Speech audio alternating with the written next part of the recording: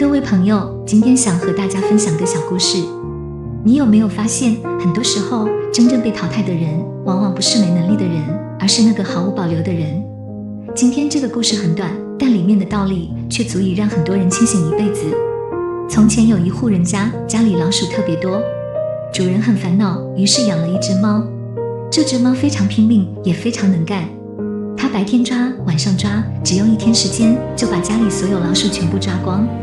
主人一開始非常高興，可3天過後，家裡一隻老鼠都沒了。主人忽然開始覺得這隻貓好像沒什麼用了，因為在主人眼裡，沒有老鼠就不需要貓，留着它只會浪費糧食。最後，主人把這隻貓丟掉了。過了一段時間，老鼠又開始出現，主人只好重新養第2隻貓。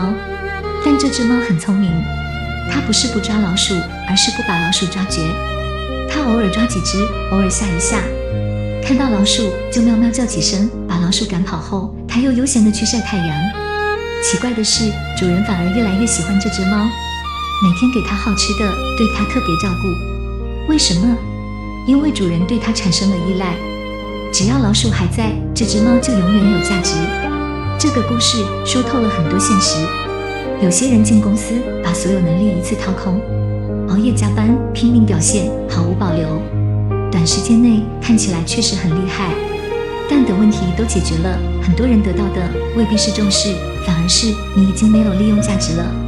現實有時候就是如此殘酷，所以古人才會說：飛鳥盡，良弓藏；狡兔死，走狗烹。不是你不好，而是有些人只會在需要你的時候對你好。當你把底牌一次掀開，當你把自己消耗到毫無保留，你就容易從被需要的人變成可被替代的人。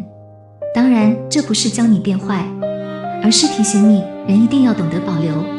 做人可以善良，但不能毫無防備；可以真誠，但不能毫無分寸；可以努力，但不能把自己燃燒殆盡。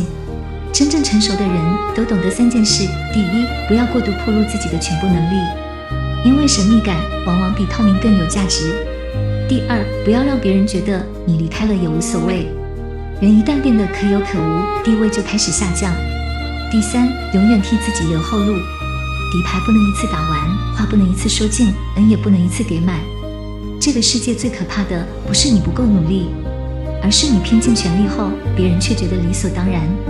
所以，人活一世，一定要記住一句話：真正厲害的人，不是把所有本事一次用光的人，而是懂得在能力、分寸與人性之間保持平衡的人。因為有時候，經濟決定的不只是輸贏，還是你的生存。